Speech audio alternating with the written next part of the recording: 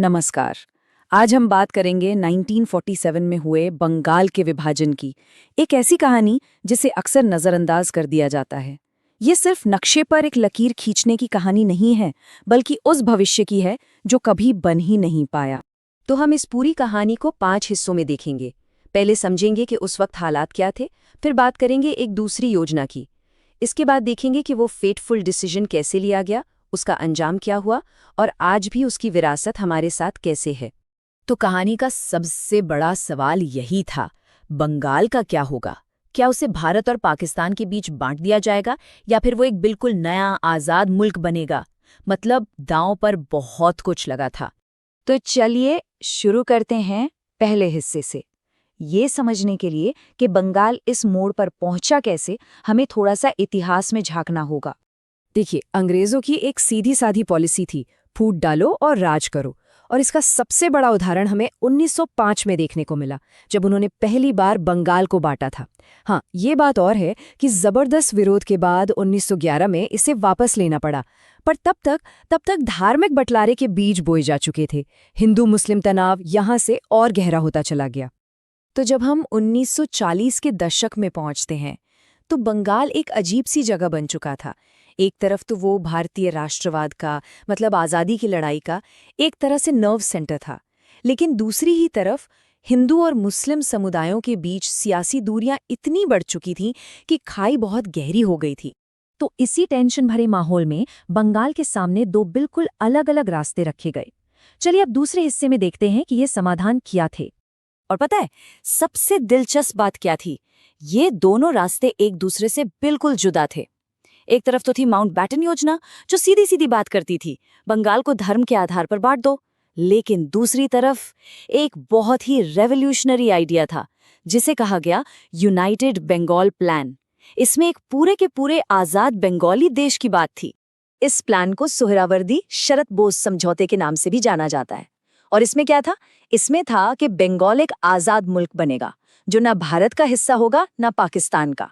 हिंदू और मुसलमान दोनों के लिए जॉइंट इलेक्टोरेट होगा, मतलब एक ही वोटर लिस्ट। सेना और पुलिस में भी बराबर की हिस्सेदारी होगी। सोच ये थी कि एक ऐसी सरकार बनाई जाए जहां दोनों कम्युनिटीज का बराबर का कंट्रोल हो। और ये कोई हवाई बात नहीं थी, ये प्लान काफी सीरियस था। आपको जानकर हैरानी होगी कि खुद मुस्लिम लीग के नेता मोहम्मद अली जिन्ना ने शुरुआत में लॉर्ड माउंटबेटन से कहा था, कलकत्ता के बिना बंगाल का क्या फायदा, बेहतर है कि ये एक साथ और आज़ाद रहें। उनका भी मानना था कि एक यूनाइटेड इंडिपेंडेंट बंगाल ही शायद सबसे अच्छा रास्ता है। तो सवाल उठता है कि जब ये आइडिया इतना दमदार था तो फिर ये फेल क्यों हो गया? चलिए अब तीसरे हिस्से में इसी गुत्थी को सुलझाते हैं और देखते हैं कि फाइनल फैसला हुआ कैसे। इसकी सबसे बड़ी वजह थी आम सहमति की कमी। इंडियन नेशनल कांग्रेस और हिंदू महासभा दोनों ने इसका जबरदस्त विरोध किया। नेहरू और पटेल जैसे नेताओं को और हिंदू महासभा के श्यामा प्रसाद मुखर्जी को ये डर था कि ये तो एक तरह का वर्चुअल पाकिस्तान बन जाएगा। और सच तो ये है कि 1946 के भयानक दंगों के बाद दोनों समुदायों के बीच भरोसा लगभग खत्म हो चुका था। और फिर वो दिन आया, 20 जून 1947। इस दिन बंगाल के भविष्य का फैसला एक वोटिंग से होना था। अब ये वोटिंग थोड़ी सी कॉम्प्लेक्स थी, लेकिन इसे आसान भाषा में समझते हैं। जब पश्चिमी बंगाल के विधायकों ने वोट किया तो 58 वोट बंटवारे के पक्ष में पड़े और 21 खिलाफ। अब माउंटबेटन प्लान का नियम ये था कि अगर दोनों में से एक भी हिस्सा बंटवारे के लिए हाँ कर देता है तो पूरा बंगाल बंट जाएगा। और बस इसी एक वोट ने बंगाल की तकदीर हमेशा के लिए बदल दी। सियासी फैसले तो हो जाते हैं, लेकिन उनकी असली कीमत तो आम इंसान चुकाता है। अब हम कहानी के चौथे और सबसे दर्दनाक हिस्से की तरफ बढ़ते हैं, इसका अंजाम। जरा इस आंकड़े पर गौर कीजिए। 1951 की जनगणना में ये सामने आया कि बंटवारे के ठीक बाद पूर्वी बंगाल से भारत में करीब 25 लाख शरणार्थी आए थे। पर यह तो सिर्फ शुरुआत थी, क्योंकि 1973 आते आते ये संख्या 60 लाख से भी ज्यादा हो गई। देखिए, पंजाब में जो हुआ वो बहुत भयानक था, लेकिन वहां आबादी का तबादला बहुत तेजी से हो गया। बंगाल में ऐसा नहीं हुआ। यहाँ ये पलायन दशकों तक एक धीमी और दर्दनाक प्रक्रिया की तरह चलता रहा। ये कोई एक बार का विस्थापन नहीं था। जैसा कि हम इस टाइमलाइन में देख सकते हैं, ये पलायन की लहरें थीं। 1947 में बंटवारे के बाद, फिर 1950 में दंगों के बाद, फिर 1964 में और फिर 1971 की जंग के दौरान। ये बार बार होने वाली हिंसा और सियासी उथल-पुथल का नतीजा था, जो दशकों तक लोगों को अपनी जड़ों से उखाड़ता रहा।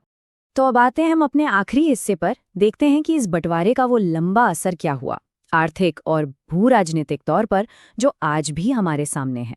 सोचिए, एक चलती फिरती अर्थव्यवस्था के बीच में अचानक एक दीवार खड़ी कर दी गई हो।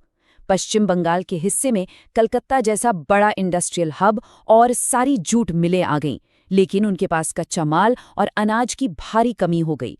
दूसरी तरफ पूर्वी बंगाल के पास सारा का सारा कच्चा जूट तो था, पर उसे प्रोसेस करने वाली एक भी मिल नहीं थी, और उनका सबसे बड़ा बाजार कलकत्ता अब दूसरे देश में था।